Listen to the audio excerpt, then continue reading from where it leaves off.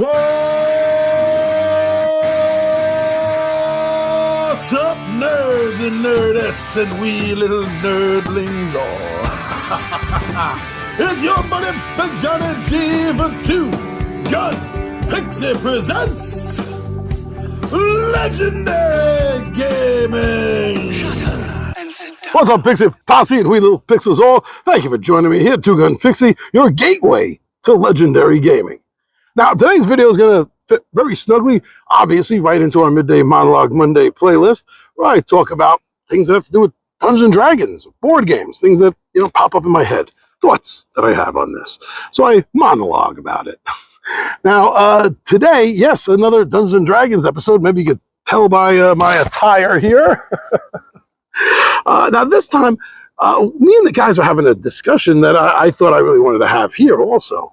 And that's simply talking about the Dungeons and Dragons editions.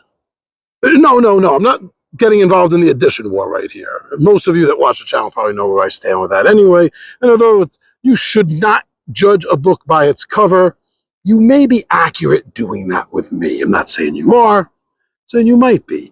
But yes, I'm not getting involved in the edition wars per se. What I'm discussing here is how in different editions, I've played everything up to 4th. Read 5th, wasn't about to waste my time with that. But anyway, I've played everything up to 4th. And it seems like in different editions of the game, if I spend any amount of time really getting into that edition, which in most cases I have, there are certain classes that stand out to me that I haven't used in other games, or I didn't prefer in other games. And obviously this has something to do with the rule set, with the fact that the characters will play out differently from times, but also the simple fact that a lot of times the different rule editions are going to have different classes that you're able to play. So that's going to give you different choices as well. Now, when I first cut my teeth on Dungeons and Dragons and I first started playing the game, what I really just fell into, at the time, it felt like the natural choice for me was fighters. Coming into the game, not knowing it, never hearing it. This is 1977. I had never even heard of it at this time. So I had no thoughts, no expectations, no ideas. I didn't even know what an elf was for D&D purposes. Actually, even in mythology purposes, I hadn't really come across much of an elf persona other than Santa Claus. So that was very funny that very first time. My DM is trying to explain to me what an elf is, and I think he wants me to play a little gnome-sized creature that wraps gifts on the holidays. Yeah, that's how naive I was coming into that. But fighters, sword goes up, sword goes down. That just called to me in the early days. I couldn't get enough playing fighters. I don't think anything else of mine survived any length of time in basic, really, maybe. Because I'm drawing a blank trying to think of anything other than fighters that I regularly played back then for BX. Maybe an elf? Maybe. No, it was pretty much always fighters. Then Advanced Dungeons and Dragons came out. And by this time, I was doing pretty much all of the DMing, but not all. I said pretty much all. And also, now this is a point of contention I've found with some players or not, but many times when I DM, I will also play, simply because that's how I was taught by my original DM. He also played the game. And as long as you play it smartly, as long as you play the character the way any player is supposed to play the character, but there's a difference between player knowledge and character knowledge, it usually works out pretty well. For me, anyway, it has. But in the old days, some of the gang used to take turns DMing too, so sometimes I just got to completely enjoy sitting on that side of the screen, on the other side of me with the players. And so by the time first edition came out, I was all into half-elf wizard clerics. And it wasn't for the divine part of it. No, the reason I wanted a cleric mixed in with my magic user, my wizard, was simply because I wanted more magical spells. I wanted more abilities to do during the day, more miracles in magic to perform. That's all. And the half elves, I just really see. At first, I liked playing gray elves in advanced D&D. That was for one reason and one reason only: their lifespan. I mean, in advanced D&D first edition, they had a lifespan of like 2,000 years. Jesus. Huh. So I was like, wow, that's amazing. I want to be a creature that's 2,000 years old. But then as I played advanced D&D more, I really started getting more and more into the half elves. Half gray elf, but still half elf.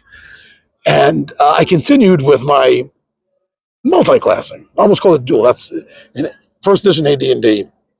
There's a distinct difference between dual classing and multi-classing. If you were a human, if I remember this right, if you were a human, you had to dual class, and that was a lot tougher because you had to give up whatever class you were like. Let's say you made it to third level fighter and you wanted to be a magic user. You would have to give up like all your benefits of a third level fighter, basically starting scratch from a first level wizard, and then after you surpass third level, when you hit your fourth level of wizard, then the fighter stuff opens back up to you again. I remember that's how it was done. But the non-human races, they could multi-class at any time. And half elves the best. I think there was a 4-1 with the half elf. Wasn't there a fighter, magic user, cleric, thief option, I think, for a half elf? Wow. You had a divine experience. I mean, that's you get it to a point where you can't level up anymore. At least not in everything evenly, you know? And so I really got into that aspect with first edition. Now, when second edition came out, at first there wasn't a lot of big changes, I noticed, more and more over time. And although everyone will tell you I'm wrong on this, having lived through it firsthand, I will tell you that there was indeed such a thing as 2.5 edition. They never called it 2.5 edition. Nobody thought of it that way. But the way we talk about editions now, putting that definition on it and looking about how the last year of second edition, there was a lot of big rule changes, a lot of big tweaks, enough that it was almost, but not quite, another edition, which is why I'm right. There was a 2.5 edition, but it wasn't called that, and nobody thinks of it in that way. But yeah, so by that time, I was just all into just playing humans, human wizard. I finally got on the the bandwagon with Gary, so to speak, as far as human-centric D&D. I mean, I let other players play whatever the hell they wanted within the rules. But yeah, I got into being just a human wizard. Partly because of the level caps. Partly because of the level caps of first edition brought me there. Because really only, with the exception of a thief, only humans can get pretty much unlimited levels in a class. Yeah. So I think that might have been one of the reasons why the second edition came out. I was like, you know what? I just want to try being a human. Pure strain human, as they used to call it in Gamma World. I just want to be a pure strain human, not a half elf. And that's the way I ran. Third edition came out, and I played a class I'd only dabbled in a couple of times in second edition. I don't think I ever tried it in first edition. I think it was only in second. And that was the monk. Now, the monk has always been a character that some players love, some players hate. As far as the feel of this being the medieval setting stuff. Why would there be a martial art Bruce Lee style monk? Okay, I get it, but the class is really fun. If you're playing D&D for the fun factor, I get it. I do get it. But the way it was written in third edition, with the third edition rules, really, really peaked to me. I was so interested. That was the first character in third edition that I made was a human monk. And he did make it up to 20th level. I love that character. Fantastic character. I may even still have the sheets somewhere. Slight possibility of that. It was so different than the way it would play out. Now, it had a lot of the same abilities that you find in the previous editions. But for some reason, the way it played out and the way the rules ran with it, it just really appealed to me. 3.5, I found myself wanting to try something different.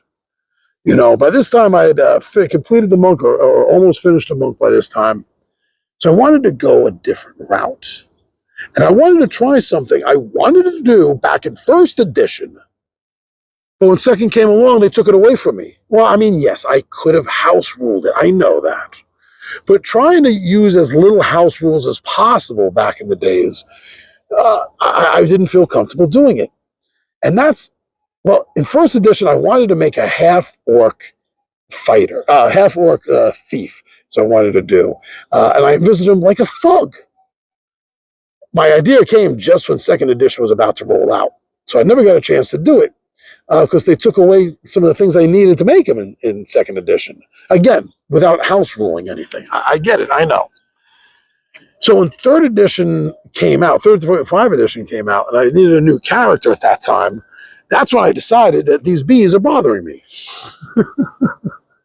Now, that's when I decided that I was finally going to give my half-orc rogue a chance. And man, I really fell for that character. Still to this day, one of my top 3 characters, Gelwraith, one of my top 3 characters of all time that I ever played. Interesting enough, Tom Bulow was playing the identical twin brother, who was a monk. He saw how much fun I had playing a monk previously. He wanted to jump on that bandwagon. Dench Barkfist. Called the Dench Barkfist. He had a name, Flower, from the monastery, Flower. And those were 2 fun characters. Way fun. Way fun. But yeah, every edition that I've played, different class and race combinations call to me. And I get it. Sometimes it's about the rules. Sometimes it's about what classes are easily and legally allowed. But other times, I don't know what it is. Just some bug I get in me that says, hey, John, it's finally time that you played a gnome alienist or whatever, whatever it is. So that's, I think, what happens. Have you experienced this? Anyone that's played Dungeons and Dragons enough of the different editions? Have you experienced the fact that in different editions you are preferring different race class combinations? What were some of your favorites? Come on, put it down in the comments. Let everyone know about that. Sounds fun. Thank you very much for joining me. I'm your buddy Big Johnny G. Two Gun Fixer presents Legendary Gaming, and I am out of here.